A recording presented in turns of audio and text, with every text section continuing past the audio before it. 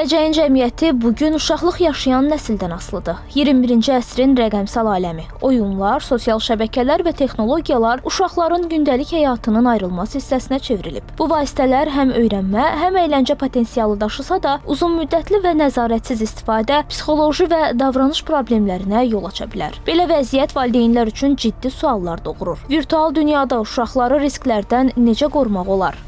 Oyunların uşaqlara təsiri iki cür yanaşa bilərik. Yaşa görə yanaşırlar. Uşaqların beyni hər daim inkişafda olduğu üçün zoraki mövzulu oyunlar onların emosional dünyasına mənfi təsir edir.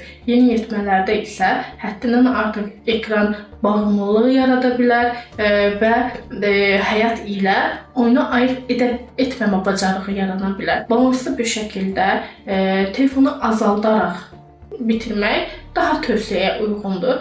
Digər yandan uşaqlarla mobil oyunların alternativləri haqqında məşğuliyyətlər yaradılmalıdır. Məsələ təkcə ailələrin deyil, dövlət qurumlarının da diqqət mərkəzindədir. 2023-cü ildə Ailə, Qadın və Uşaq Problemləri üzrə Dövlət Komitəsinin sorğusuna görə uşaqların 35%-i gündə 5 saatdan çox internet istifadə edir. Onların böyük hissəsi sosial şəbəkələr və onlayn oyunlarla məşğuldur. Bu statistika texnologiyanın uşaqların gündəlik həyatında nə qədər geniş yer tutduğunu göstərir. Təəssüflər olsun ki, təbii ki, uşaqlar daha çox belə aqressiv, silah və sair kimi oyunlara üstünlük verirlər. Biz çox istərdik ki, uşaqlar daha çox təşviq olunsun, daha intellektual oyunlara. Valideyn mütləq şəkildə həmin oyunlara nəzarət etməlidir. Demək olar ki, həm kompüterlər, həm telefonlar valideyn tərəfindən yoxlanılmalıdır. Komitə nümayəndəsi bildirir ki, uşaqların zərərli informasiyadan qorunması istiqamətində hüquqi mexanizmlər də mövcuddur. Ümumiyyətlə bilirsiniz ki, uşaqların zərərli informasiyadan qorunması haqqında Azərbaycan Respublikasının qanunu qüvvəyə minib və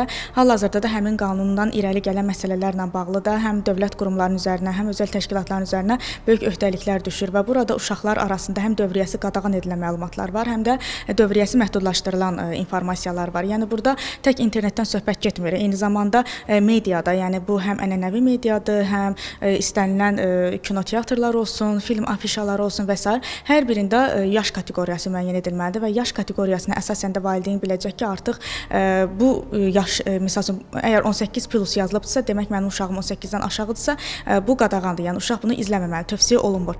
Rəqəmsal mühitdə uşaqların üzləşdiyi əsas risklərdən biri kiberzorakılıqdır. Komitədən bildirildi ki, belə hallarda uşaqlar sutka ərzində fasiləsiz fəaliyyət göstərən 116 və 111 uşaq qaynar xəttinə müraciət edə bilərlər. Xidmət uşaqlar və valideynlərə həm psixoloji, həm hüquqi dəstək verir və tam ödənişsizdir.